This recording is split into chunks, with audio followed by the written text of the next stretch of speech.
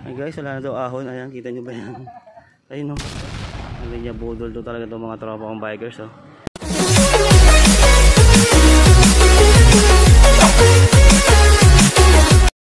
At eto na nga no, dahil day off ko ngayon at kami ay magbubudol rides. Oo, promises yun guys. Kami ay magbubudol rides. Narinig nyo naman guys, no? At ito na nga, no? At ito na nga si paring Ibes. Ayan, ako si Doming TV. Yun. At saka si Eric Balba, Rick Travel and Gaming. Yan ang mga kasama kong malulupet. Promises. At ito na nga guys, no? Nandito na kami sa Pasita, no? Dahil wala naman akong handle. Dahil mahirap mag-video habang nagbabike. Ayan guys, kita nyo naman. At kami ay on the way na. At ako ang huli. Ayan, no? Diba? At eto na nga no guys, nandito na kami sa may Southwoods, Binyan, Laguna. At eto na no, dahil dito kami dumaan sa may Sawana. Ayan, ito kami siya shortcut pag kami pupunta ng Dapilan no? Bali first time ko magbike papunta ng Dapilan dahil lagi lang ako nasa Southwoods lang magbike dahil first time no. At eto na nga guys, papasok na kami sa may Carmona. Ayan, diba? Dito yan guys oh, Carmona Highway. Yes, promises. Ayan. At ayan guys, so nasa likod ng dalawang malulupet na tropa na bikers. Ayan, ako si Doming. Pakaway-kaway pa si Eric Balba, Rick Traveler Gaming. Yes, promises dyan mga idol. Ayan guys, so medyo pagod na tayo dyan. Pero kailangan lumaban para medyo mabawasan ng timbang. Promises dyan mga idol, no? Ayan, ito kami guys, no? Dahil wala kaming handle. At ito, dahan-dahan lang muna kami kasi pare-paras kami mga vloggers, no? So, kailangan namin mag-video. Ayun, no? Diba? Medyo malayo-layo pa ang aming tata. Ay, malapit na pala ito. Oo, and 321. Ayan. O, diba? Dito na kami, guys, oh. O, diba? Hindi ko na videoan kung saan na nakalagay yung food park doon, no?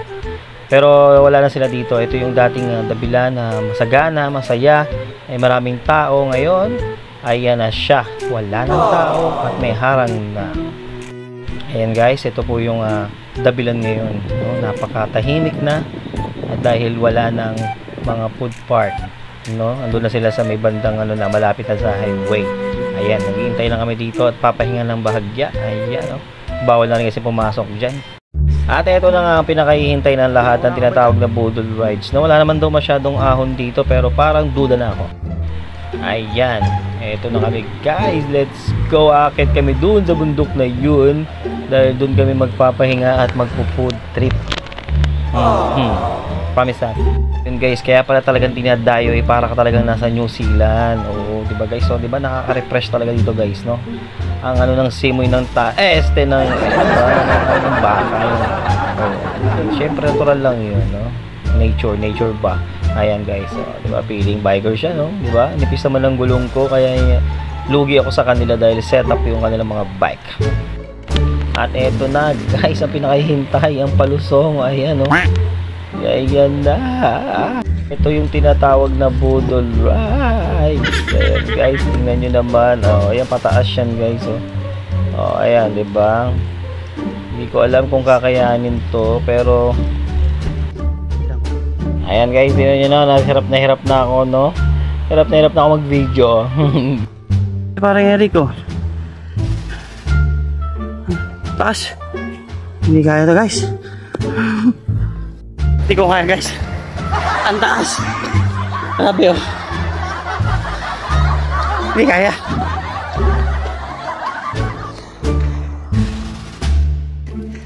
Buhat ko na lang guys. Hindi kaya talaga. Ay! Nabudol ako. Sabi sa tools lang. Yung Dapilan. Oh my god. Oh my god. Ay, sila ko na ako. Power. Yun na ba yung pre? Yung doon? Wala ang joke mo. Yung kagad yun? Wala na? Gusto ko yung mas mataas na eh. Para mas kalahati lang yung pagtutulak ko. Ay, ito nang baba. Tarik ko.